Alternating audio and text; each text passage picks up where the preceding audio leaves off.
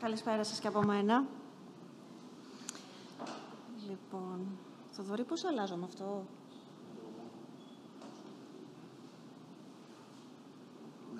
Okay. Αυτό είναι το point. Εντάξει, okay. Λοιπόν, ευχαριστώ. Συνεχίζοντας λοιπόν από την... συνεχίζοντας την τοποθέτηση του κυρίου Πασχάλη σε σχέση με το τοπίο της αποζημίωσης της ακτινοθεραπείας στην Ελλάδα, μία απόφαση η οποία ουσιαστικά έθεσε το πλαίσιο για την αποζημίωση της ακτινοθεραπείας, όπως το γνωρίζουμε πλέον και υπάρχει έως και σήμερα, είναι η απόφαση της 232ης συνεδρίας της Ολομέλειας του ΚΕΣΥ στις 6 Σεπτεμβρίου του 2011. Ουσιαστικά αυτή η απόφαση για πρώτη φορά προσπάθησε να θέσει την κοστολόγηση των ακτινοθεραπευτικών πράξεων και να προτείνει και τιμές οι οποίες είναι πολύ κοντά στην πραγματική τους αξία σε σχέση με το ό,τι ίσχυε μέχρι τότε. Πατώντας λοιπόν πάνω σε αυτή την απόφαση, έρχεται το Διοικητικό Συμβούλιο του ΕΟΠΗ στις 11 Τετάρτου 2012 και προχωράει στην έκδοση της εγκυκλίου με τίτλο «Ακτινοθεραπευτικές πράξεις», αποφασίζοντας να αποζημιώσει τους δημόσιους και τους ιδιωτικούς παρόχους υγείας όσον αφορά τις ακτινοθεραπευτικές πράξεις. Βάσει της συγκεκριμένης εγκυκλίου, καθορίστηκαν τιμές των πακέτων ακτινοθεραπείας για την αποζημίωση των αντίστοιχων θεραπείων σε ιδιώτες παρόχους υγείας και μπήκαν και κλινικές ενδείξεις επισυμβατικής ακτινοθεραπείας. Στην ίδια εγκύκλιο, επίσης, καθορίστηκε και διευκρινίστηκε και μηδενική συμμετοχή των ασφαλισμένων επί των ακτινοθεραπευτικών πράξεων. Ακολούθησε η έκδοση της κοινής υπουργικής απόφασης με τίτλο «Κοστολόγηση ακτινοθεραπευτικών πράξεων» στο ΦΕΚ Β στις 31 Αυγούστου του 2012, βάσει της οποίας εξακολουθεί μέχρι και σήμερα η αποζημίωση των δημόσιων νοσοκομείων. Στη συνέχεια έρχεται μια διευκρινιστική εγκύκλειος από τον ΕΟΠΗ στις 18 Δευτέρου 2013, η οποία βρίσκεται σε ισχύ και σήμερα, στο οποίο καθορίζονται οι κλινικές ενδείξεις και διευκρινίζονται κάποια ζητήματα τα οποία δεν ήταν δημιουργούσαν κάποια ζητήματα διευκρινιστικά. Και επίσης επιβεβαιώνεται και υπογραμμίζεται το γεγονός ότι η ιατρική αμοιβή συμπεριλαμβάνεται στην στερεοτακτική ακτινοχειρουργική ακτινοθεραπεία. Το συγκεκριμένο θέμα έχει αναρτηθεί και στην ιστοσελίδα του οργανισμού, στο επίσημο site, στο www.op.gov.gr,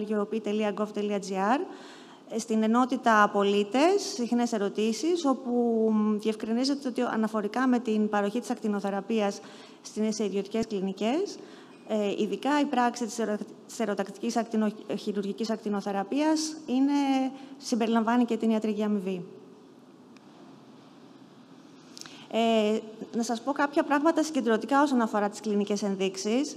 Αυτές που ίσχυαν από το 2012, αναφορικά με την αποζημίωση της συμβατικής ακτινοθεραπείας, είναι ο μη μεταστατικός καρκίνος του προστάτη για τη δόση των άνω των 74 Gray και αναφορικά με τη μετεγχειρητική ακτινοθεραπεία για τον προστάτη πάνω από τα 63.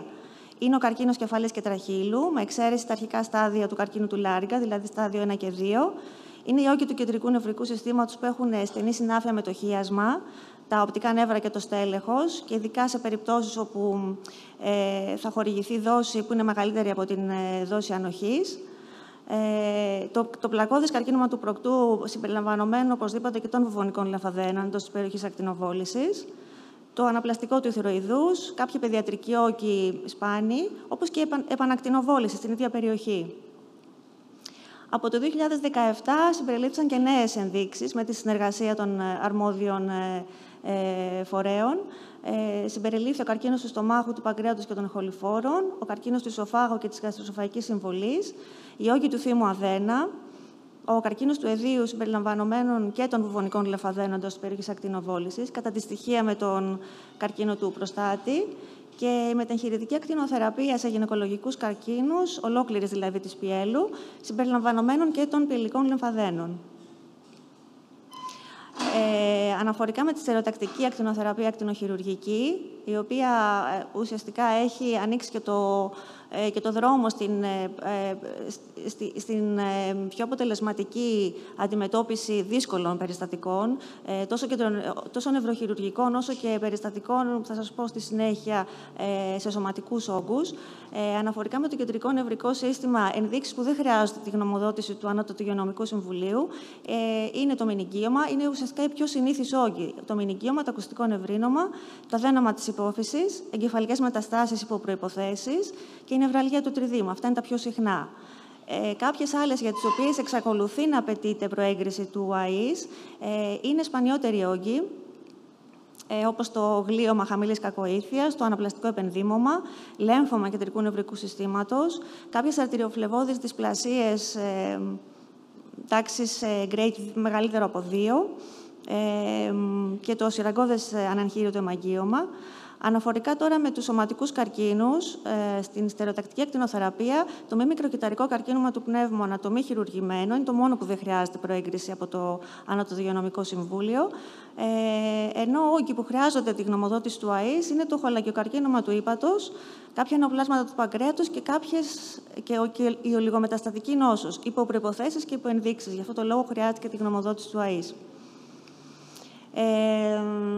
Θέλεις να συνεχίσεις, Θοδωρή, αναφορικά... Θοδωρή, θέλεις να συνεχίσεις αναφορικά με τις... Ωραία. Με την καθιέρωση των κλινικών ενδείξεων επιτυχάνεται ουσιαστικά η άρση της ταλαιπωρίας των ασφαλισμένων, η άμεση εκτέλεση θεραπείας με καλύτερα αποτελέσματα, με ταχύτερη ουσιαστικά αντιμετώπιση των προβλημάτων, η δικαιότερη κατανομή των δαπανών, η ενίσχυση της διαφάνειας, και κάποια τεχνικά θέματα που αφορούν εμάς, το ΝΕΟΠΗ, δηλαδή ηλεκτρονικές διαδικασίες μέσω του e-radiotherapy και ο κλινικός έλεγχος των υποβολών με τη χρήση του ΦΑΙ, δηλαδή του Φάκελου Ασφάλισης Υγείας. Ευχαριστώ και εγώ.